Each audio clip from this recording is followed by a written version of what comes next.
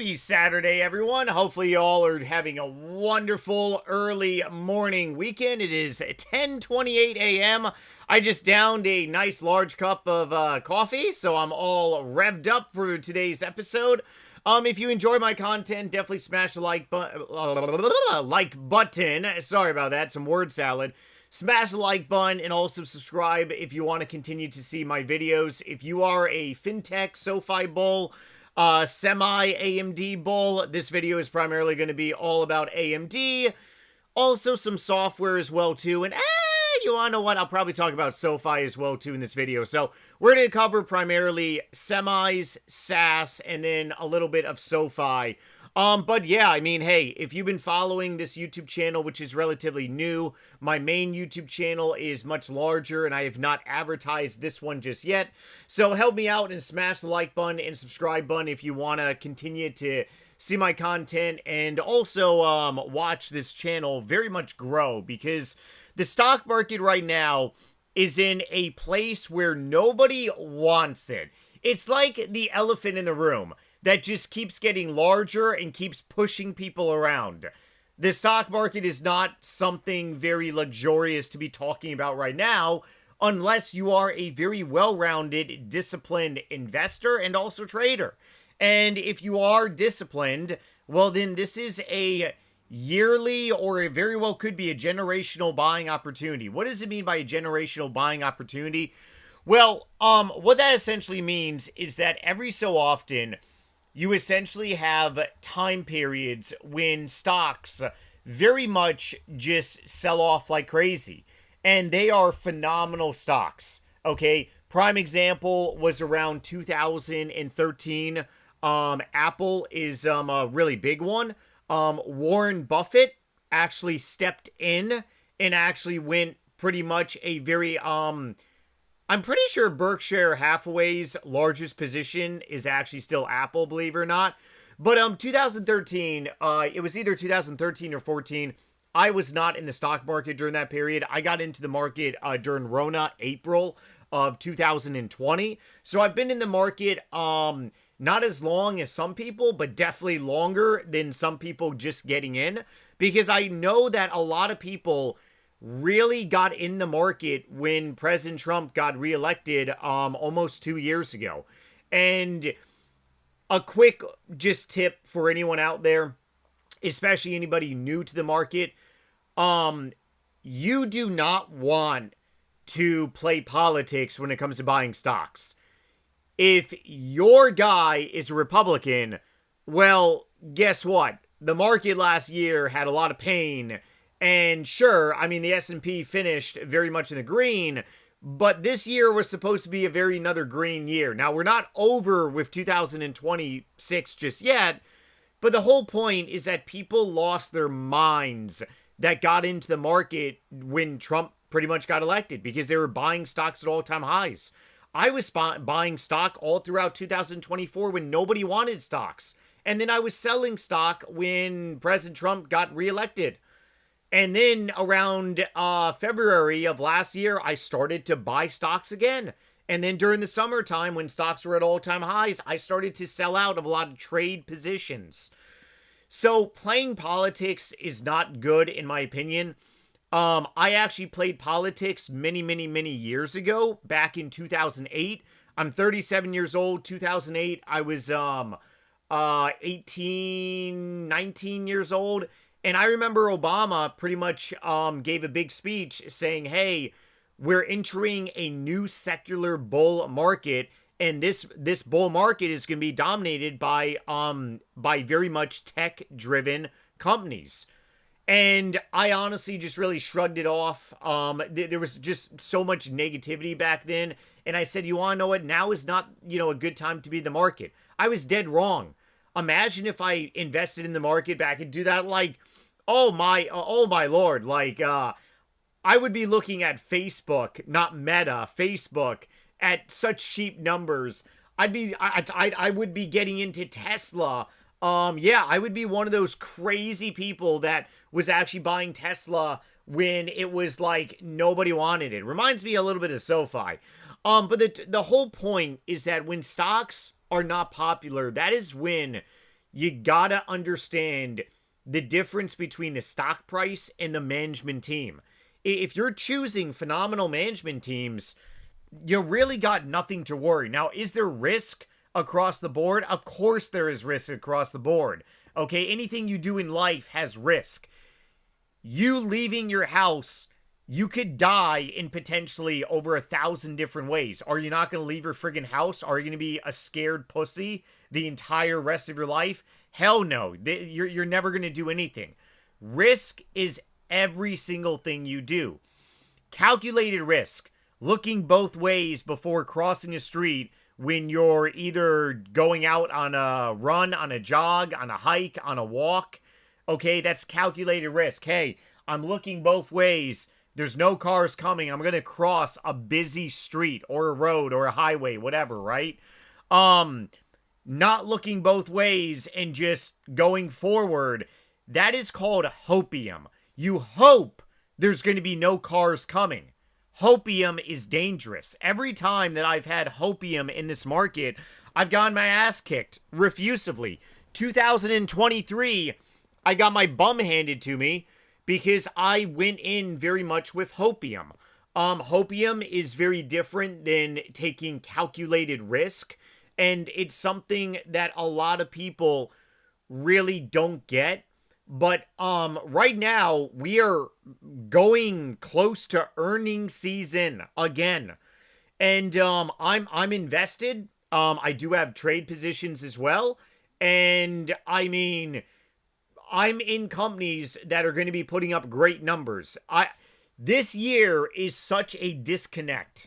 It's a disconnect because the stock prices are going down, but the companies' earnings have been forecast to keep going up. And eventually, Wall Street is gonna have to get back in. We just have a lot of noise. Middle East is a lot of noise. SaaS apocalypse is a lot of noise. I already spent 7 minutes basically doing a very long intro, but I'll try to keep this video under 17 minutes here, okay? Okay, so AMD. AMD, I've spoken a lot about on this channel. I have a massive position right now on my public account on this YouTube channel. I'm doing a public account challenge. Probably not going to get to my public account in this video because I want to keep it short. Yesterday, I showed my public account if you saw yesterday's video. And tomorrow, I will probably be posting a new video and be going over my public account for expectations and also stocks that I'm more than likely going to be buying or looking to buy this week. Okay? But otherwise, AMD is now the largest position in the channel, the YouTube channel account. And SoFi and AMD has really been like on a Twizzler effect, but AMD has now been having a breakout, very much higher than SoFi. If SoFi does go up by 20-30%, obviously my SoFi position is going to overtake my AMD position, which is so cute and wonderful. I love SoFi. I love AMD. But here's the story with AMD. I'm a NVIDIA bull. I have not made, personally, life-changing money with NVIDIA. I have made, tens of thousands of dollars in profits from NVIDIA. If I had to put a number on it, I'd probably say anywhere between 20 to 30 grand of profits. And I was actually trading NVIDIA when honestly, I really should have just been invested. That was my mistake. I pretty much was trading NVIDIA back in 2023. And why was I doing that? Because honestly, I was very skittish. And I never really saw anything like it before. It was really my first time seeing a stock just massively run up like crazy. I wasn't the only one. A lot of people, they got into NVIDIA, and then the next thing they know, their position is over 100%. It's like, holy banana farts. You know, my position went up so massively. You know, there's no way this company can sustain growth. Hey, it's a legendary, massive growth company. We are living in times where having a company go up on a 5-year basis of 1,220% is nothing. It's absolutely just friggin' nothing. Okay, we are living in the day and age where these growth companies, there is so much money to be made out there. Now AMD, the story behind AMD, and I remember this, the Pelosi crime family bought in to NVIDIA back during when, hey, you know, a lot of stuff was going on with China and Taiwan. We got to really start supporting our semis, you know, our chips here. Plus, we need all this chips for basically this AI infrastructure. And I do remember when Pelosi bought into NVIDIA. And so many other people did too, because they're like, hey, look, if you have the Speaker of the friggin' House just bought in to a massive position, it kind of signals something. And as we basically see on a 5-year basis, NVIDIA, massive tear. AMD, not so much. 5 years ago, if you chose to buy NVIDIA, man, you made life-changing money, especially if you bought in with a couple of, let's say you bought in with a couple of 4 figs. You're talking 1,200%. Imagine if you bought in with a couple 5 figs. A lot of money. Imagine if you bought in with a couple 6 figs. A lot of money. And then for those that bought in with a couple 7 figs or maybe a couple 10 figs, you know, forget about it, okay? What ended up happening many years ago, actually, it's not even many years ago. What am I talking about? I feel old. What happened several years ago? AMD came out and said that we are a couple years behind NVIDIA in manufacturing chips. Well, guess what? A couple years have passed. AMD is now ready to rock and roll. A lot of people get offended when I say this, and I don't know why. I personally don't give a rat's ass if AMD overtakes NVIDIA. If anything, I personally don't want AMD to overtake NVIDIA, but that would be absolutely legendary if that did happen. What ended up happening several years ago? Wall Street bought into NVIDIA, and it forced NVIDIA to go on a tear. 1,200%. It was because of Wall Street. Wall Street ate up NVIDIA. NVIDIA is going to start deteriorating on their growth rates. They're still profitable. They're still an amazing company, but understand that their growth rates are going to be slowing down. AMD's growth rates are going to be accelerating. So if you're a friggin' Wall Street and you love growth companies, what is a no-brainer situation? Are you going to be transferring over to AMD? Wall Street has not even started to really FOMO on into AMD. And this is where AMD, where I got a position of AMD on 2 profiles, this YouTube channel and also my private account. And this is where, as a disciplined investor and trader, you basically pretty much beat Wall Street. And when Wall Street starts getting in, it's going to be very interesting. Now, I've talked really a lot about how AMD in the next 3 to 5 years, AMD right now is like a $400 billion market cap. Could they go ahead and become a $1 trillion? Easily. Easily, AMD could be $1 trillion. Easily. And in a very risk-on market, the semis can easily propel AMD to 1T. Can AMD be 1.5T? That might be a very bull stretch, but in the next 3 to 5 years, hey, anything's possible. Okay? Lisa Su, the baller of a CEO that she is, she's a sandbagger just like any other great CEO, which means she'll put up a number and then she'll end up continuously beating. She has stated 30%. 30% growth rate. So, like, just do the math. I've done the math. I've posted videos on, like, fundamental analysis. Just on fundamental analysis, not on that, hey, we're moving in to maybe a more risk-on environment, especially in the next several years. Lisa Su also attended a dinner by the Trump administration. Jensen from NVIDIA was there. Mark Zuckerberg. Bill Gates was there. The Mag 7 was there, minus Elon Musk. So the whole point is that AMD is very much looked upon, not only by retail, the Trump administration, but it's not getting that premium just yet from Wall Street. There's going to be a point in time where Wall Street is going to severely start leaving NVIDIA because you just look at where money is going to be better made. And you go back 5 years, obviously NVIDIA was the winner chicken dinner. What about 1 year? Oh, this is where stuff is interesting. 1 year, looking at AMD. AMD 176% versus 72%. This is going to propel upward for AMD over the coming, next couple of years. We're going to see AMD start tearing, okay? By the time you know it, AMD is going to be at 300, and NVIDIA is maybe going to be at 100. And then it's going to get greater and greater apart, and Wall Street is going to be saying, okay, hey, we've made our money in NVIDIA just like any other company out there. It's time to move on. I'm not a vampire, and I'm also not some demonic entity. I'm going to die someday, and so are you. Anyone watching my video that is human, you're going to die someday. I have a business background. One of the first things you learn in business for companies is a company's cycle, okay? Every single company has a cycle. And this is something hard to really fathom, but every single company is going to die. It is a cycle of life.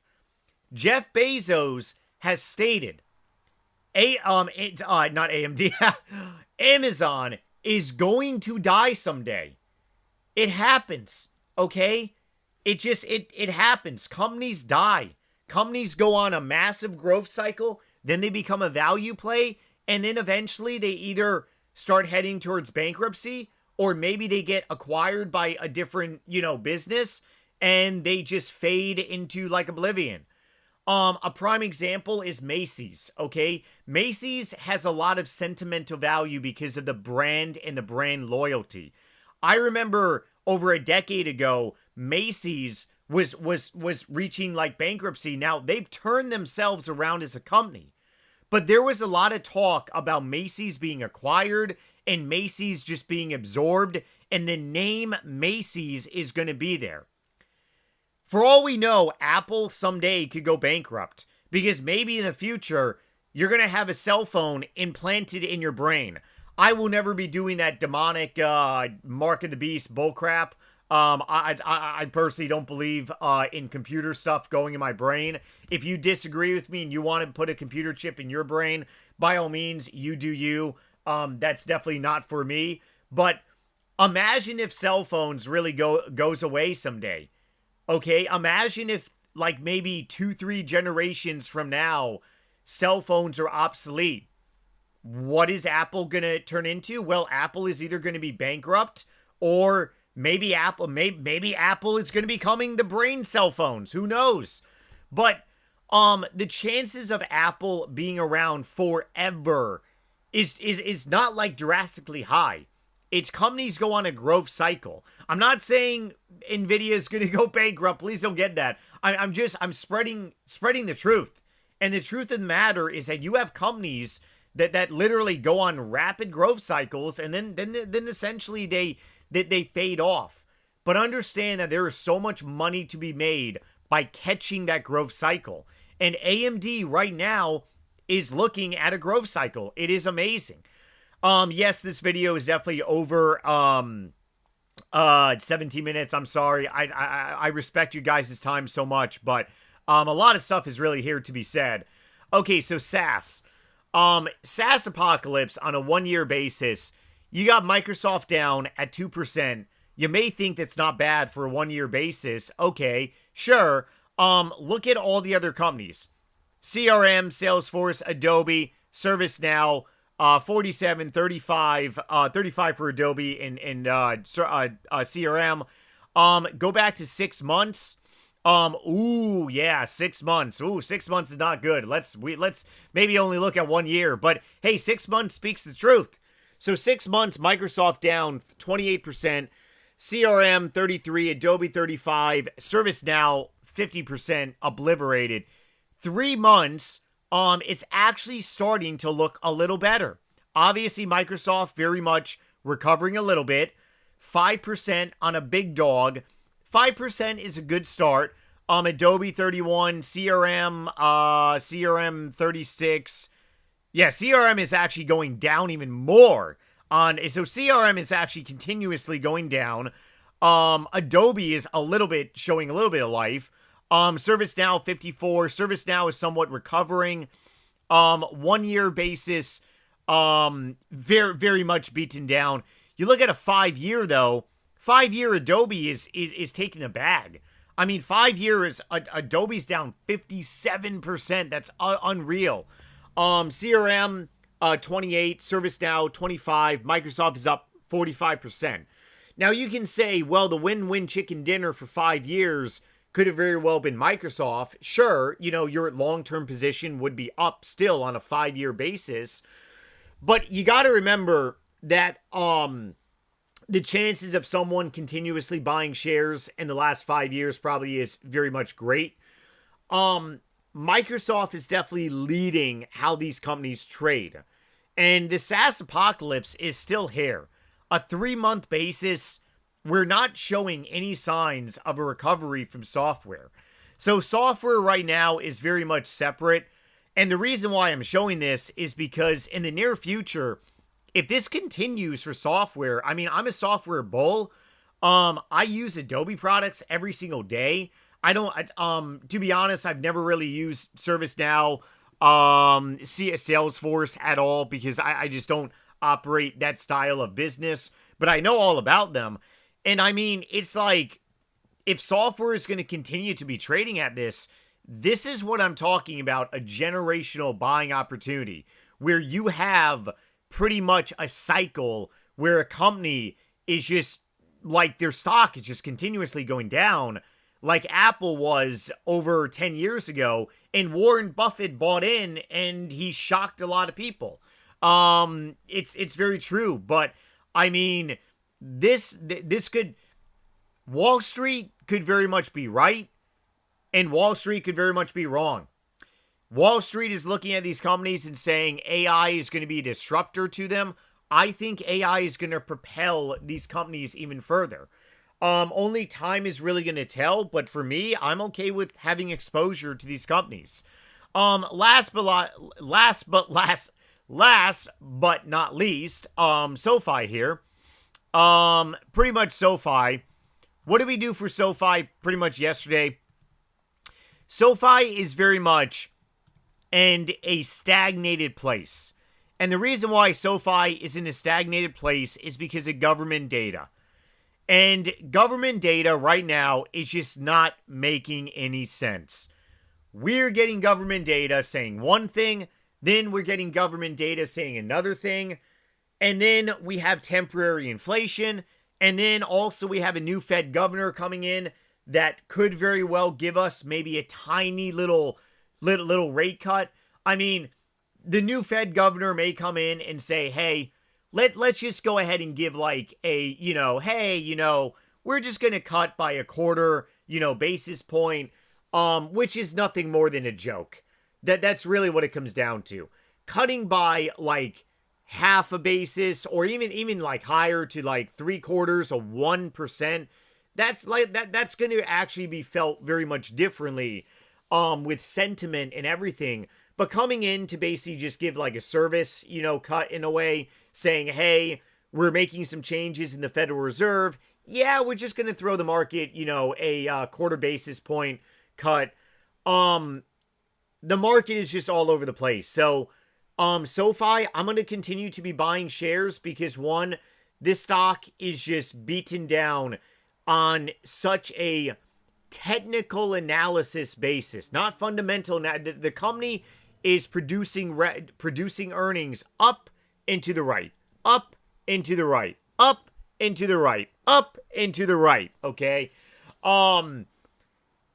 technical analysis, it's ugly. It is. It looks terrible. It looks very scary.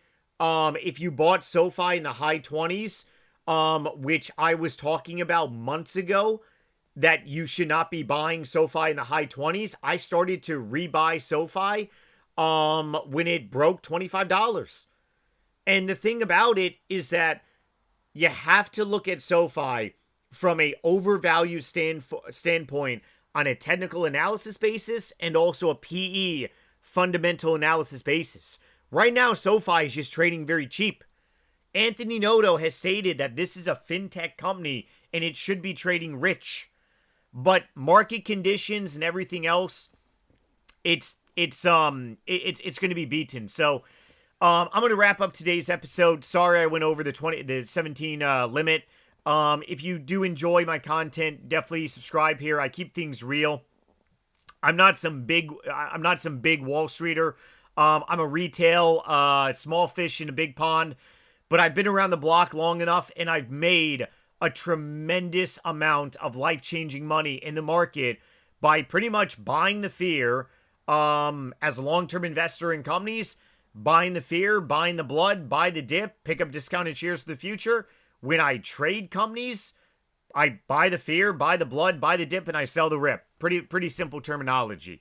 But right now is not the time to be walking away from the market. A lot of people are making mistakes. So stay motivated, like I said. I'll see you all tomorrow for a brand new episode. Take it easy, everyone. Later.